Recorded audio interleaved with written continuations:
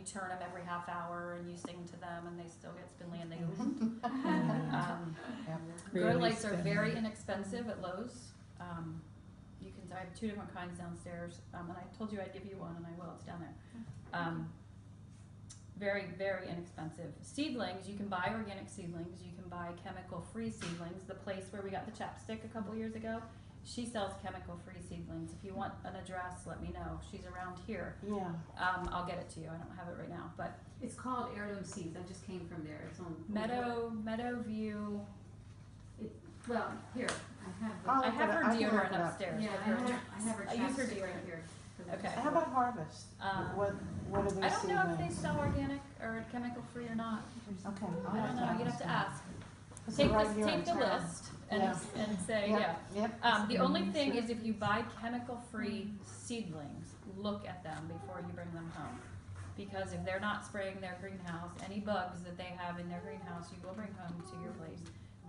From Lillian, the lady you were just at, I got aphids so bad one year, and she told me she was fighting aphids. She said, look at the plants and make sure they're not. I didn't look hard enough, and that whole greenhouse out there was just infested with aphids. So be careful if you buy chemical free.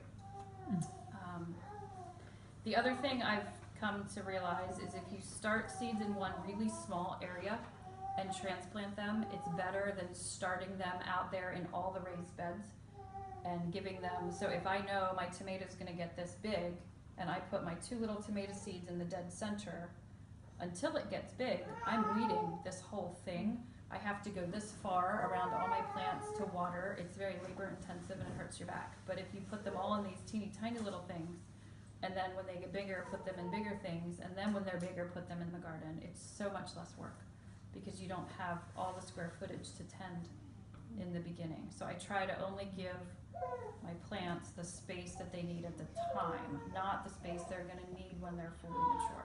How do you find it transplanting? Because Is there's it- certain things. Read the back of the seed container or the seed Yeah. packet. Some of them will say okay, and then there's a few that say do not transplant well, start direct in Yeah. soil. So those I listen to them because they usually know what they're doing. Excuse me. Yeah. I have this address. Oh, sure. Go ahead. Okay, so it's called Meadowview Herb Shop, and it's 2931A, Old Philadelphia Pike, Birmingham. And her heirloom seed sign is more visible from the road than her Meadowview Herb Shop sign, I think. So Right, if if you just look turn for on heirloom seeds. Weavertown Road, right before you get to Kaufman's Fruit Farm when you're going down Route 340, that's the way to get into her little, she has a little, what do you call that, shed, like a little shed. Yeah. And so if you turn on Weavertown Road, then her shed's right there on the corner of Weavertown Road, and What's the name of it again? Meadow? it's called Meadowview Herb. Meadowview Herb Shop. And Janelle had given these to us one time. This is the best. This is the best. Bert chapstick loves ever. it. It's so soft. It She- doesn't make, yeah. She makes an amazing deodorant. Does that work? Well, I don't, you want to try I'll take your word for it. No, I know what you mean. Janelle always smells good. Actually, Kenton's even started using it, and he likes it. But it's real. Anyway, we're not talking about that. But she makes good deodorant. If you want deodorant. Questions? Can I keep going? I'm afraid we're not going to get Talk about when to start seeds? when to start seeds. Read the packet, and it'll tell you 8 to 10 weeks before first frost, 6 weeks before first frost, 2 weeks before first frost. So we know our first frost around here is around Mother's Day. So I just back into it, except the You mean tomato last plants. frost? First frost. Last frost. Last frost of the year. Absolutely, yes, right, last frost, yes, the first day you can plant. So Mother's Day is when I usually put tomatoes out. I think they say 8 weeks before. I start them more than 8 weeks before because I found in 8 weeks they don't get very big inside. I don't know when you start yours, or do you buy seedlings? I've bought seedlings the last couple of years Yeah. because I haven't had good luck starting. Okay, that's the other thing with Lillian at the place Bert talked about. If you want seedlings from her, you're best to order because she sells out. There have been years where she's totally sold out by the time it's planting time. Yeah, So she it just told me tonight that she will ship things too. Oh, I didn't know that. Yeah, she just Okay. told me that. Okay. So if you think you want stuff, let her know. You have to tell her the variety and how many you want. She'll even plant them for you if you have certain tomato varieties that you like or pepper varieties, and you order in the fall. She'll order the seeds in and plant them for you. Oh, she also told me she's gonna be speaking the second Monday in, April, second Monday the 8th. At her shop? She's she's speaking for the raw food, Yeah. Okay. which, there's a new one in Intercourse I didn't know about. But they have like this raw food co-op where once a month everybody comes and brings raw. The potluck. Yeah. Right. Yeah. So it used to be in Kinzer. Anyway, she's gonna be speaking, Okay. and I'm trying to find out where it is. So that's what she's gonna speak on, heirloom seeds. Oh, she's a wealth of knowledge. She is. Yeah. Yeah. Josie, could you get me hot water? Is this the woman that's up the street here, at that greenhouse? No, it's No. the one. It's the one that she gave the address to over in between Birmingham and Intercourse. It's an Amish lady. Now, this is just some random things that I thought about. Sweet potatoes versus white potatoes. Grow sweet potatoes. Don't grow white potatoes. They're healthier for you. They don't spike your blood sugar, and you don't need to do a thing to them. Absolutely nothing. White potatoes, you get Colorado potato beetles. You have to dust them. You chuckled. Have you had to do something with your sweet potatoes? Oh, they came out this big. Oh, you need to pick them sooner. Or dig them sooner. Well, they were wonderful. One meal, one potato. They Serves the weren't, family. they weren't woody, No, like stringy. no. Okay. Usually when they get that big, mine gets stringy. No. Okay. So do you start sweet potatoes just like a potato, you plant an eye? I do not. You buy slips from, I get them from Steel Plant Company. They're out of North Carolina. You order them in the mail. They come about this high and they look like they're dead. They're not. You put them in a little bit of water and you plant them at night. And literally I water them maybe 7 to 10 days right after they're planted, if it's not raining. And I don't touch them until October when we dig them, ever. I don't even go in there. And I'll show you our sweet potatoes downstairs. They're What does the amazing. slip look like? A plant? It's just it's like have you ever had a sweet potato that started to sprout on you and it gets the green runner? Yeah. It just looks like somebody would have cut off the runner, but I know that's not how they do it. They actually grow them in the ground and then something comes up and they snip that. And they'll have them rubber banded. You buy them in sets of 25, so I always buy 50 slips. And it just looks like a cut off stalk with some shriveled up, dead looking leaves, and you just insert it about that far into the ground, pat it around, water them, and the whole section, I should have taken you out there before it got dark, but the whole section of the garden that's not raised beds, that's our sweet potato patch. And I used to weed it because I thought it mattered. And I would spend an hour, hour and a half a day, because they really run, so they take a big space. And I said, forget this is for the birds. So I just let it completely grow up in weeds. The sweet potatoes are underneath, they're happy as can be. You dig them, you rototill the weeds, and nobody ever knew they were there anyway. You don't have trouble with it drawing the deer in? We don't have That's the deer. only thing we've ever had deer come in for your sweet potatoes. the sweet potatoes. We do not have deer here, and I'm grateful. Yeah. We've had 1 year I put black, that landscape fabric around them, and that year we had trouble with voles.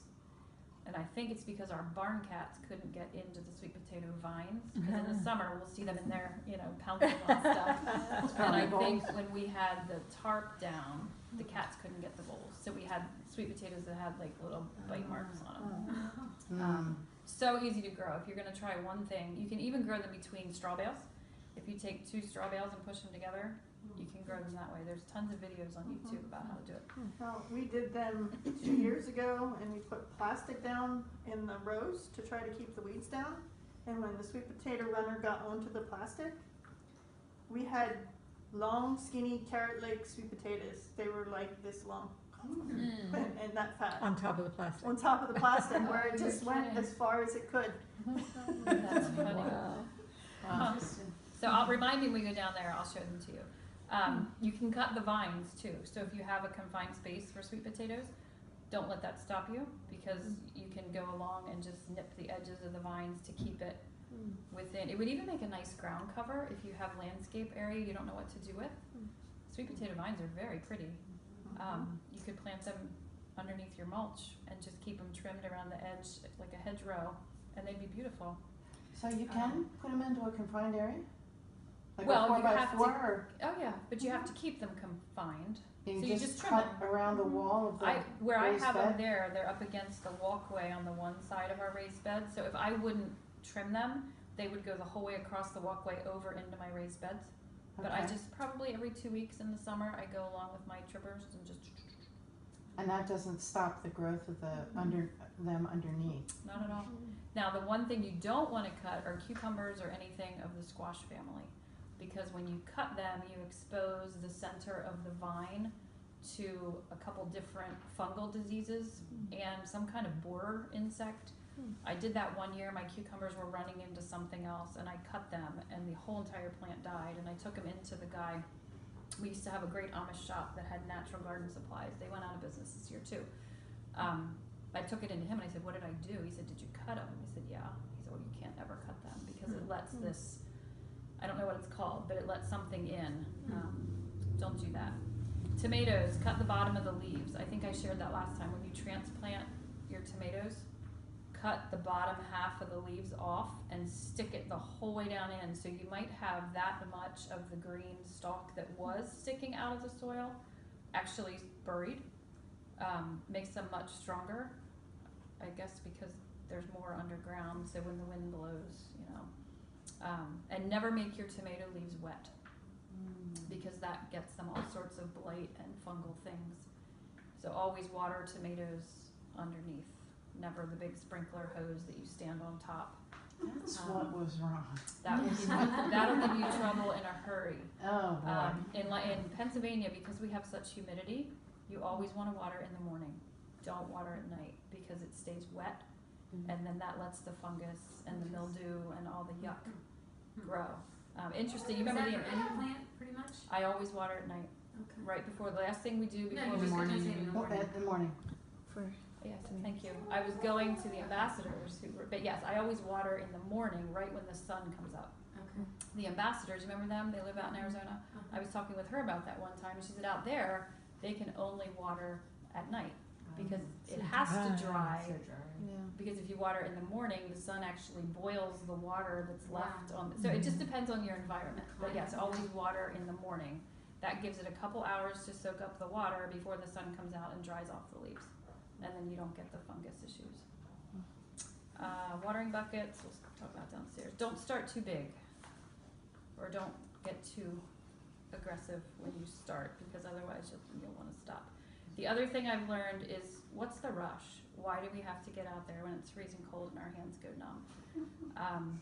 Unless you're selling your products, there's no rush. So why flirt with getting them frostbitten because you put them out too soon?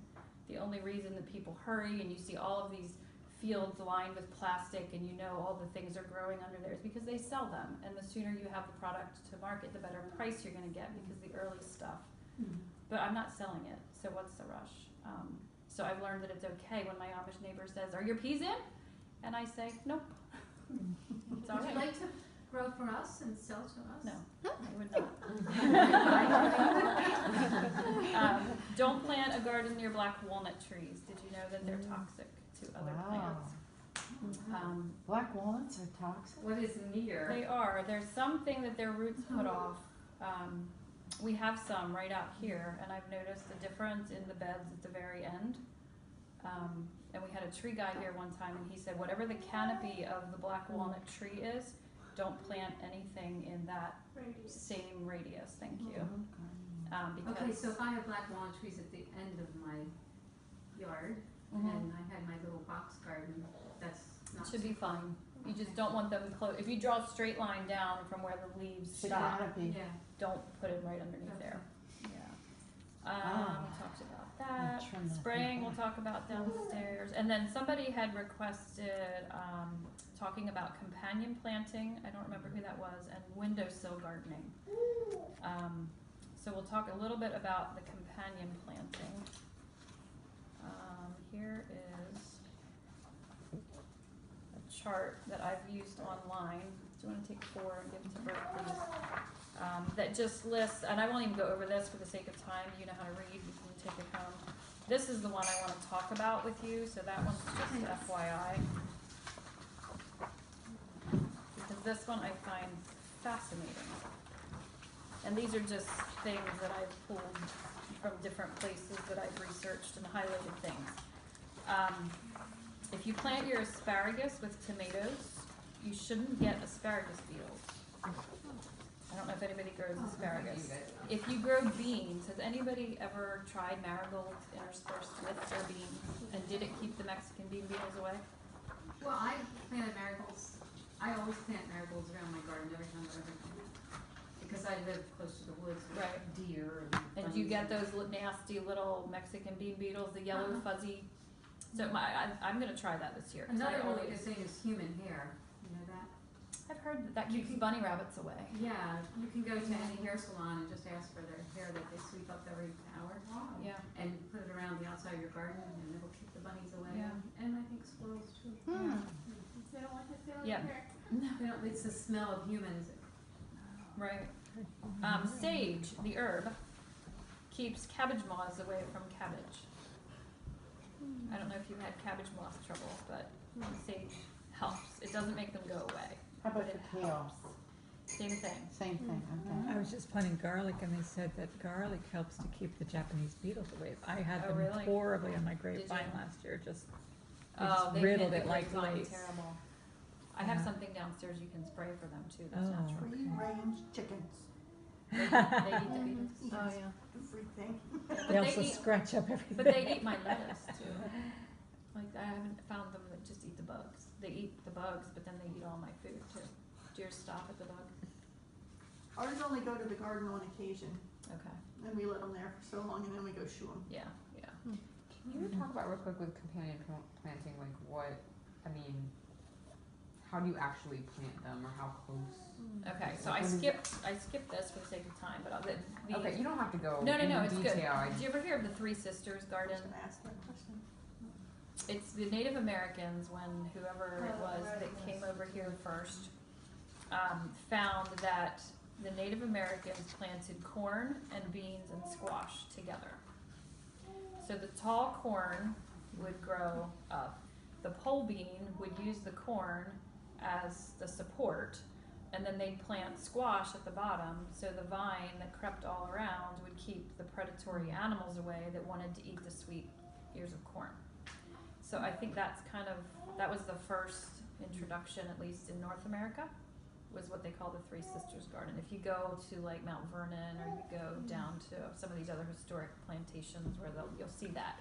You'll see the corn with the green. So it's using the characteristics of one plant to help another plant.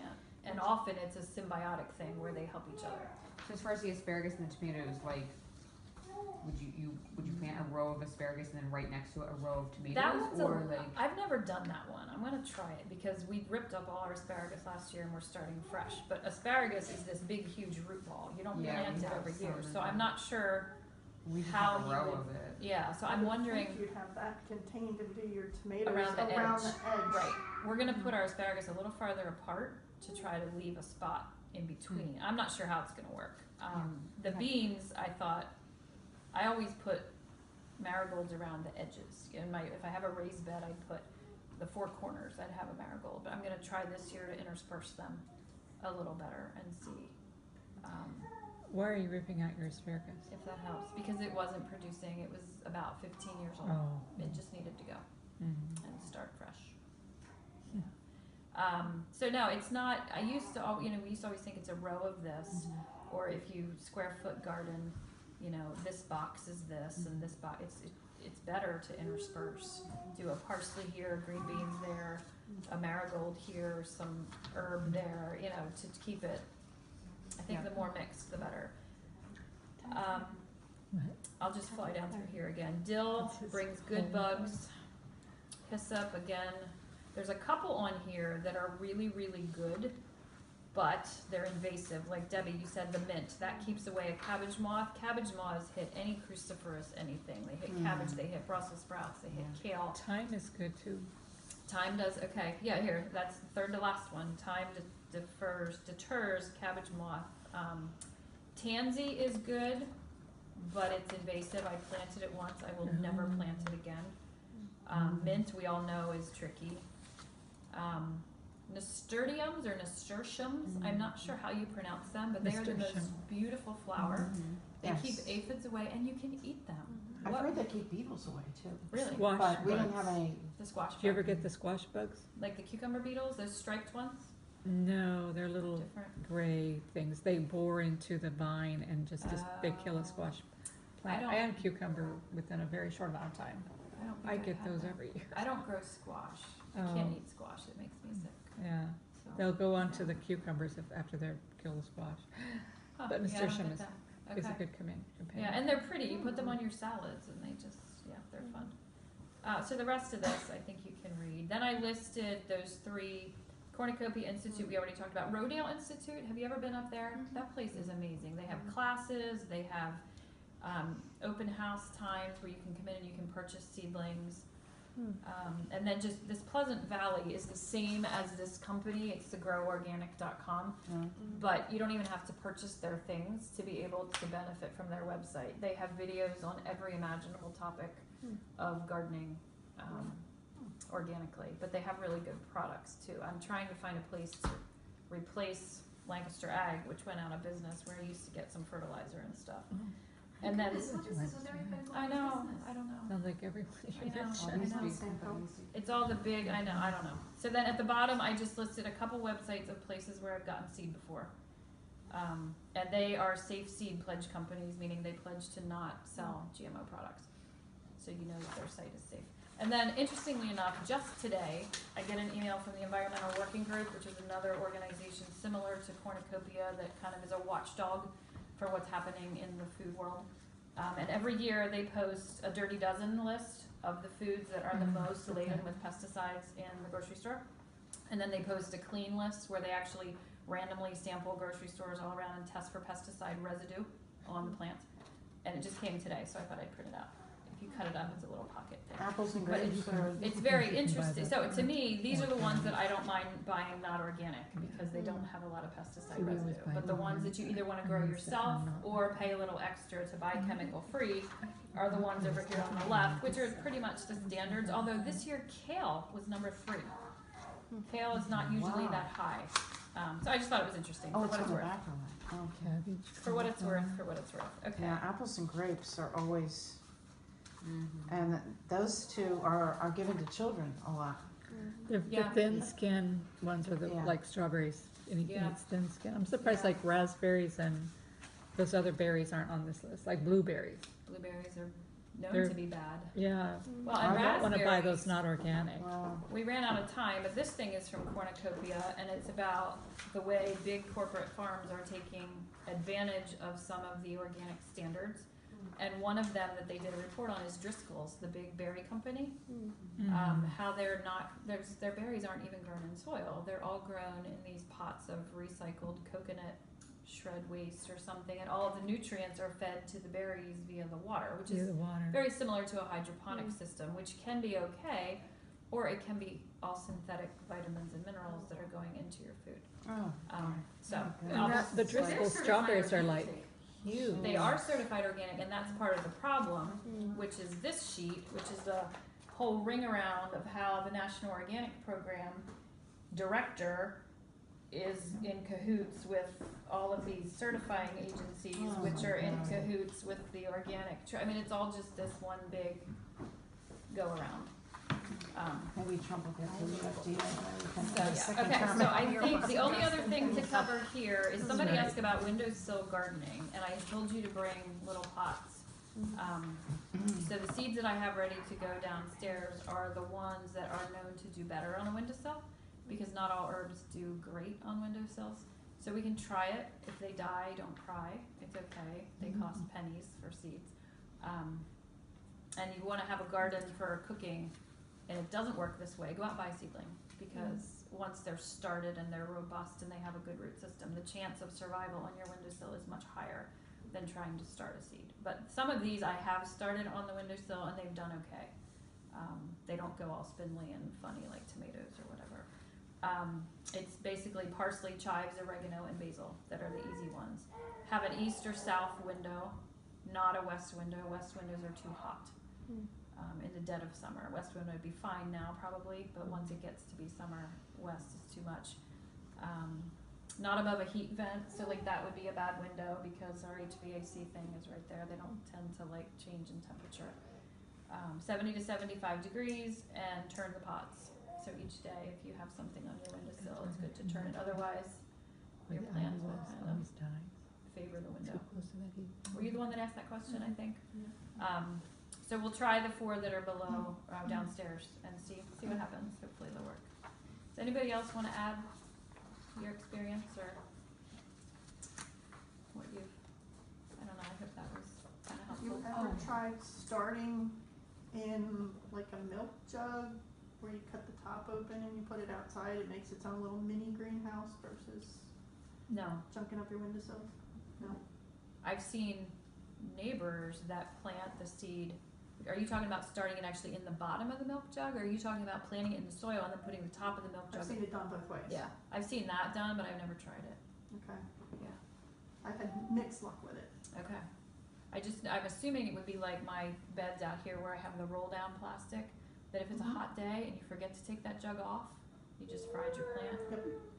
I've done Right, that before. we've had mixed success too with it. Yeah. Mhm. You have to be really careful if you have a greenhouse or if you have those plastic, any kind of plastic lid. If it's a hot day and you do not vent it, you'll have dead stuff. 'Cause it gets really hot in there. I sit out in the greenhouse sometimes in shorts and a t-shirt in January. Wow. On a Shabbat and read a book and get my vitamin D. It's crazy how hot it gets. Wow. Amazing. I have a question for you, just to quickly go Probably over, growing up like, I think I remember you saying with problems with tomatoes, use the sulfur? Is it Oh, yes, yeah. tomatoes? So what's it called? Sulfur, Sulfur and copper, sulfur and it's a dust or a spray. and copper. And we'll talk about, I can talk a little What bit more does it about do that for the tomatoes? downstairs. Something about the presence of copper and sulfur on the leaves keeps the blight away. Okay, for blight, So if okay. you see them starting to get spots and you spray, I like to spray because the dust, Spray, I have a okay. duster, but it goes everywhere and you're Yeah, not supposed to breathe breathe it in and I don't like that, so I'd rather spray. Now for the cabbage moths, have you ever tried that, the bacteria, the The Captain Jack's dead bug, no, it's a bacteria that, BT, yeah, I have not. okay. That is I have tried technically that. organic, Is it? Yeah. but They told me it was safe, like not I like. know. The reason I don't like it is because it is a highly genetically modified, no, let me say that differently. It's used in genetically modified crops. So they have BT corn, they have BT soybeans, they have BT where they actually take that bacteria and inject it into the corn and into the soybeans so then they can spray that on it and it doesn't hurt them. So somehow that in my mind that has it corrupted because it's involved with all these big GMO companies, but technically it is natural, Okay. yeah. And That's beetles, harder. besides the companion planting, have you found something? Japanese beetles or Yeah. other beetles? Yeah, I think these Japanese are beetles, I Japanese- use hot pepper wax, which I have downstairs to show you. Japanese beetles. And that's all natural, it's just the extract from a hot pepper. You just don't wanna get it in your eye. Pepper wax. Alrighty, any other bugs that you have had success with? I have stopped growing all cruciferous things except kale. I just I'm happy determined, to hear I'm not the only one. it's not worth it Yeah, to me, and we'll, What let's go else is there? downstairs, and then Okay. we'll, what? What else is there? What do you mean? Cruciferous. Broccoli, cauliflower, cabbage, Oh. Brussels sprouts. Rainbow cabbage. Why do you Save stop? them, yes. rescue them. Let's go downstairs, I We wanna talk get- about we that get them.